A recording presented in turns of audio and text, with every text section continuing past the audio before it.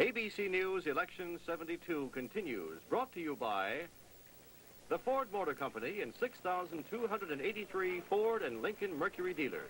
The goal, no unhappy owners. Now from election headquarters in New York, Howard K. Smith and Harry Reasoner.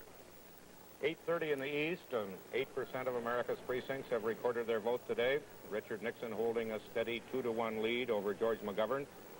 3 million, just changing now, 3,500,000 votes for Richard Nixon, and 67% of the total, to 1,686,000 for George McGovern, 32% of the total. Harry, George McGovern is not in danger of being wiped out. He has just won his first electoral votes in this contest. By our projection from key precincts, George McGovern has carried the District of Columbia and 3 electoral votes. Let's take a look at what the total in electoral votes is now. At present, Nixon has won about 11 states with a total of 139 electoral votes. George McGovern has 3 electoral votes from the District of Columbia. Let's take a look at 2 states where we will have winners in a short while, but where the race is still going on. The state of Tennessee, the Senate race in the state of Tennessee. The incumbent Republican Howard Baker is, as expected, keeping a good lead over Congressman Ray Blanton, the Democrat, who for a while was thought able to get in a good race. But apparently Baker's well ahead in that. Then in the state of Virginia, a much more interesting race. William L. Scott, the Republican candidate, is ahead of the Democratic incumbent, William B. Spahn. There are a couple of interesting races for governor that we're just beginning to get some results on. The way they count these votes, and particularly the way that we frequently look at key precincts, the gubernatorial races come in a little later in any given state. So far, we've projected only one winner in the gubernatorial column in Indiana, where President Nixon also got the state's electoral votes.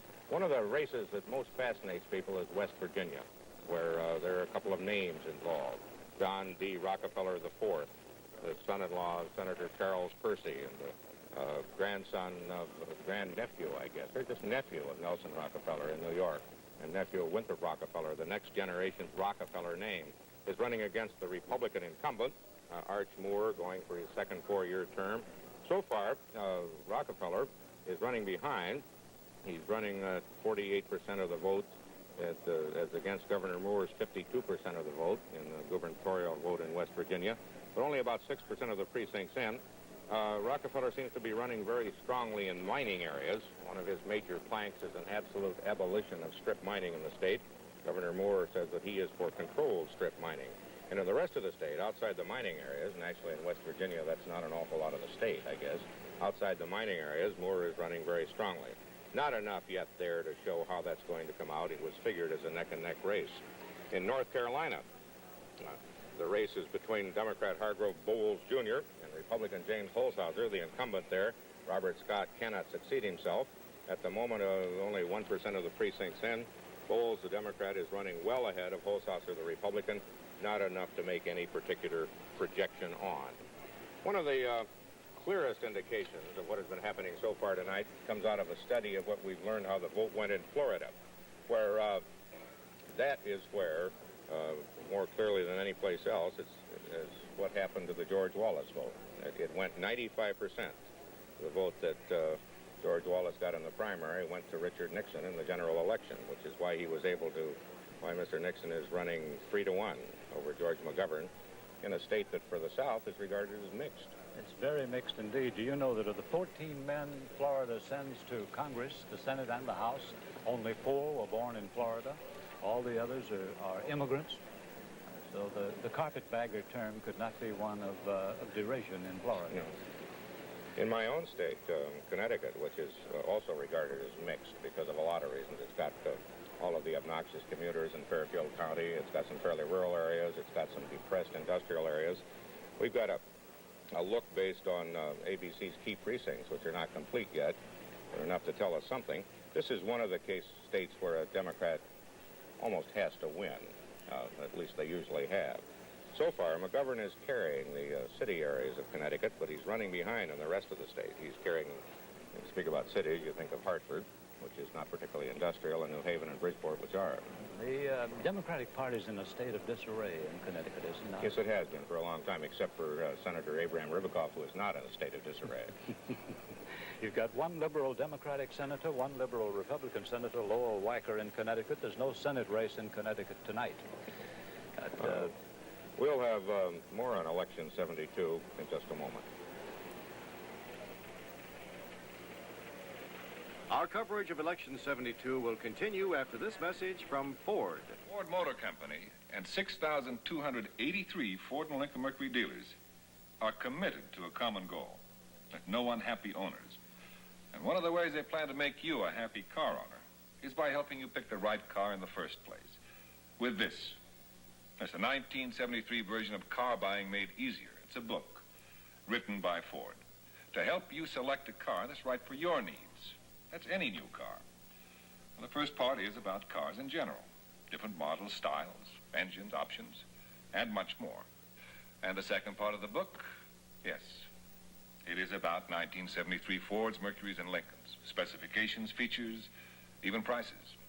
In other words, the book helps you become a smarter car buyer. For your free copy of Car Buying Made Easier, write Ford Motor Company Listens, the American Road, Dearborn, Michigan. The goal is no unhappy owners, and they'd like to prove it to you, even before you buy. I think we've been producing results so fast, it's good to look back on what has happened in the Senate races. In the Senate races, there have been 7 projected results so far. We're going to have a board showing the names of the states where, well, these are the Democratic winners so far. Huddleston, Kentucky, Eastland, Mississippi, Nunn, Georgia. Huddleston and Nunn are 2 almost surprises. They ran very close races. The others are not. And as for the Republicans, we don't need to put them up on a board. There are only 2 of them, Charles Percy of Illinois and Strom Thurmond of South Carolina. We spoke of the race in West Virginia, which is one of the night's glamour races, and I want to get to it in just a minute, just as soon as I say that we have another state projection in the presidential contest for Richard Nixon. ABC News projects that he will carry the state of Delaware with 3 electoral votes. We were talking about the glamour race in West Virginia with a man with the name of Rockefeller running as a Democrat for a change and as against an incumbent. And we'd like to hear a little bit more about exactly what is going on down there, beginning at Moore headquarters with ABC's Stephen Gear. Well, Harry, the glamour is on the other side of the camp. Governor Moore is a very popular governor. He's a Republican in a state that has a 2-to-1 Democratic registration, and he's had a good term. He's got the state on a solvent basis. There is a dispute between him and his opponent, Jay Rockefeller, over just whether or not strip mining should be done, and if so, how it should be done. But as I say, he's been popular. The problem is he's running against a man with a lot of money, a very famous name, and a great deal of what is an overworked word, charisma. Jay Rockefeller is giving him a very good run for the money, despite the fact that President Nixon is doing excellently in this state. And the fact is that despite it's a Democratic state, George McGovern has not been the man to succeed in West Virginia, or at least not to do very well. So the question is whether or not Governor Moore can overcome the charm and the money of Governor Rockefeller. That remains to be seen, we're told. The polls closed at 7:30, but there are a great many paper ballots in the state. The turnout has been heavy. Governor Moore is about 175 miles away from this headquarters in Charleston. He's at his home, and we do hope that he'll be coming down. We expect that he may if he wins. And now for the situation at the Rockefeller headquarters, let's hear from Ted Koppel. Quite literally in the shadow of West Virginia's handsome state capital is an almost obsessively modest frame house that serves as Jay Rockefeller's campaign headquarters. Rockefeller's biggest problem has been that he is such an ideal candidate for almost any national office. He's bright, handsome, well-educated, instantly recognizable, and rich enough to be incorruptible. For all those reasons, he is subject to the same kind of skepticism here in West Virginia that might greet Julia Child if she applied for a job as a short-order cook at a truck stop. The question has haunted Jay Rockefeller since he began his gubernatorial campaign is whether he's using West Virginia as a stepping stone to some grander national office. Rockefeller, of course, denies that, but the question is effective precisely because nothing that Rockefeller says can ever lay that sort of suspicion completely to rest. Still, as a Democrat, Rockefeller has a 2-to-1 edge in voter registration. His promises to build 20,000 miles of secondary roads and to provide 50,000 new jobs have made quite an impact, and he seems to have won some support with his opposition to strip mining. At this hour, with only 1% of the vote tabulated, Rockefeller has a slight lead, 52 to 48%. But this is expected to be one of the closest gubernatorial races in the country. And that's the story from Rockefeller headquarters in Charleston, West Virginia. Ted Koppel, we have a presidential result in a neighboring state to West Virginia. In the state of Maryland, Nixon, by ABC News projection, has carried Maryland. Nixon lost Maryland in 1968, which was a great humiliation for Spiro Agnew, who was then governor of Maryland, but this tonight is Agnew's revenge. And the other vice presidential candidate, who is from Maryland, is going through what Mr. Agnew went in 1968. We have a projection also in Connecticut in the presidential race. ABC News projects that Mr. Nixon will hold, and the lead he has got with 17% of the precinct reported, and will take Connecticut's 8 electoral votes. Let's take a look now at how the electoral vote is going. We've had about 13 or 14 results now. With Maryland, they add up to 160 electoral votes for Nixon to 3 for McGovern. McGovern's 3 coming from the District of Columbia. We'll have more on Election 72 in just a moment.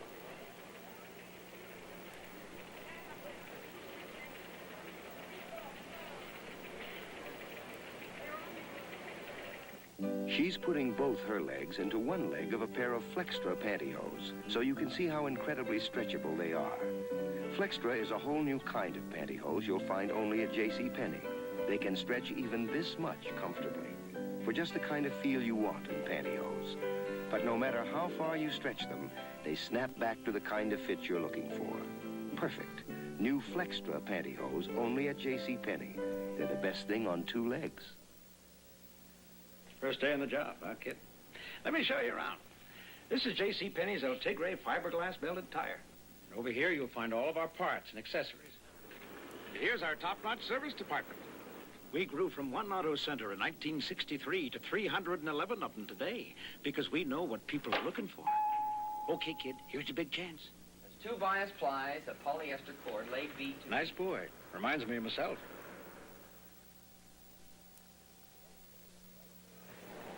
A race that is developing very interestingly. The state of Pennsylvania, the 3rd most populous state in the nation with 27 electoral votes to give. Richard Nixon is leading now in the raw vote with 3% of the precincts in. He has 62% of the vote. McGovern has 37%. But studying our key precincts, we find that McGovern continues to run very strongly in the cities of Pennsylvania, which is a surprise because the mayor of Pittsburgh refused to work for him and the mayor of Philadelphia, Frank Rizzo, worked against him.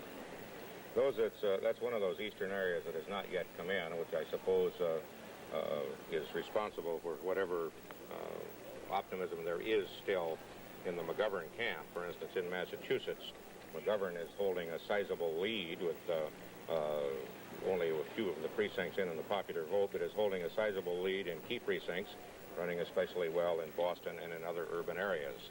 It continues not to be that way in other states where we have enough information to make a projection. In the presidential race in Oklahoma, no surprise, we now project that President Nixon will take Oklahoma and its 8 electoral votes, bringing him up to a total of 168, if I'm adding correctly. He's running very well. Oklahoma, I suppose, would be, well, they call Oklahoma Little Dixie. It would be more like the South in the way it thinks and the way it votes than most states in what you would generally think of as the Southwest. Becoming increasingly a conservative state, Harry. Fred Harris, the liberal Democratic senator, gave up because he knew he would be beaten in his own primary by a more conservative Congressman, Ed Edmondson. And the other senator from Oklahoma is a conservative, one of Richard Nixon's 35 surrogate campaigners, Henry Bellmont.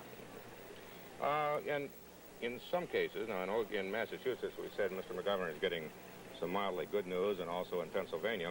In Ohio, which is a key place and a major place, the news is not good for Senator McGovern. We don't have enough of our precincts in to make a projection.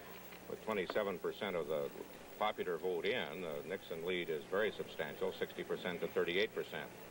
And ABC News Analysis Desk notes that in Cleveland, Mr. Nixon is getting 50.5%, and that's an awful lot for a Republican. In 1968, Senator Humphrey got 67% of the Cleveland vote, and Mr. Nixon only 21%. He seems to be doubling his vote in the urban areas.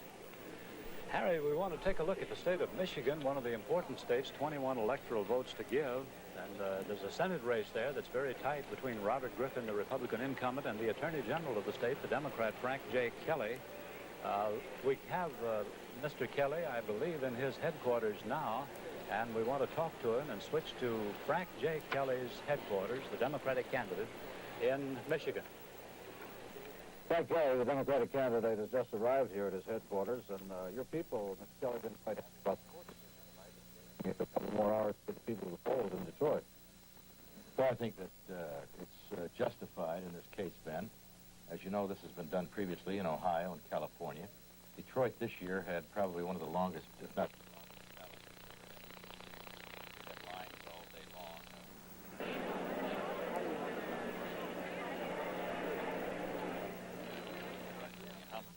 Well, we have some problems with that transmission. We'll have more on Election 72 in just a moment.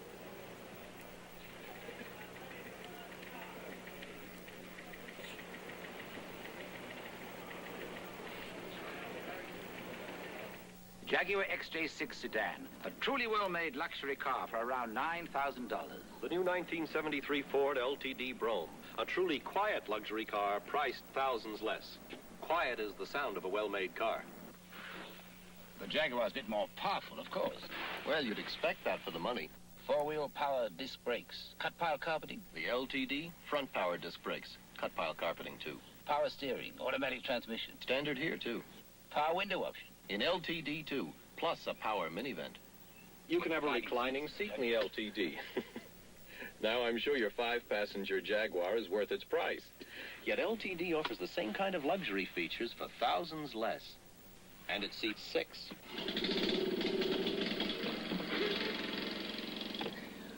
Ford LTD, where quiet is the sound of a well-made car.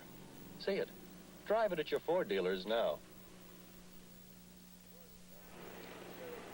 George McGovern thought enough of his chances to confound the polls in Texas so that he spent part of his final weekend there. He's been working very hard, but the indications so far from ABC's key precincts are that Mr. Nixon is going to lead in Texas by a sizable margin. Popular vote in Texas so far is very small, but it would bear out the indication of the keys.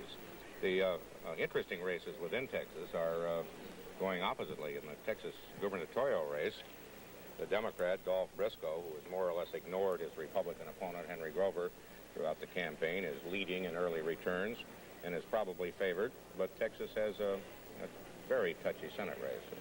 A very touchy Senate race indeed, a close one. John Tower is the incumbent Republican senator, but Tower's never really faced a strong opponent in his past 2 elections. Now he is facing one in a man called Barefoot Sanders, and that's not a nickname, that's his real name.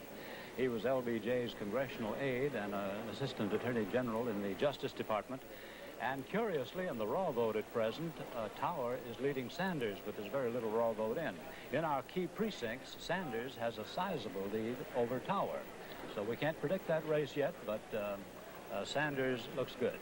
Some people's favorite name in this election is Barefoot Sanders. My favorite name is Nick Galifianakis, who's running for the Senate in North Carolina and who is with Bill Matney and a small Galifianakis, I understand, right at this very moment. Closer. Congressman Galifianakis, they're saying here in North Carolina that this perhaps could be one of the most important race in the history of the state. Certainly the resurgence of the Republican Party here in the state. In this century, there has not been a Republican senator elected, and now you're in a tough fight. Well, I think the fight may be described as such. We have had a good campaign. We have discussed substantive issues, issues which are important to the people of North Carolina, issues which are important to the people of the United States. We have a good organization of volunteers, basically people who are pouring out their hearts and their efforts to ensure that we win. I feel pretty good about it. As you see here, I've been joined by my son, whom I haven't seen in quite some time. This is one of the strains in running a hard-fought election. Well, it seems to me here in North Carolina, perhaps we do have the classic matchup of the coattails effect of President Nixon, who apparently is going to carry this state, and of course the Pennis vote that we've been speaking about earlier tonight. Just how badly has the McGovern identification hurt your campaign? Well, I think this has been a prime effort on the part of my opponent to not only identify, but over-identify me with McGovern. I think it was anticipated that the state of North Carolina would go as it seems to be going now. But as you indicate, there is the penance principle, and I think from the early returns, that principle is taking effect. You said you expected the results of this race to be decisive. You were quoted as saying that today. Do you still stand by that? Well, I still feel that way, yes, I do. Excuse me, Bill Matinee. Well, tell me, your opponent has embraced the president. Earlier, he criticized the president. Do you think this is going to affect the outcome at all? Well, obviously, he's embracing the president now, and the president has embraced him. I think that he saw his best opportunity by identifying with the president and therefore trying to identify with the great number of people who are supporting the president in this state. I think there was a shift both of attitude, of position, and everything else. I think there was a real contrast in what he has said about the president in the past and what he has been saying recently, and I've pointed this out from time to time during the course of the campaign. Well, thank you, Congressman. We have a projected state result of great importance in the presidential election. In the presidential election in the state of Pennsylvania, the third most populous state in the Union, Nixon is projected winner of Pennsylvania's 27 electoral votes. To repeat, Nixon, by projection, carries Pennsylvania. We have another projected result in the state of Massachusetts, this one no surprise. In the Senate race in Massachusetts, we project Edward Brooke, the only black man in the Senate, will retain his seat in the Senate against a challenge by John J. Droney. And that's the national election story at 52 minutes after the hour.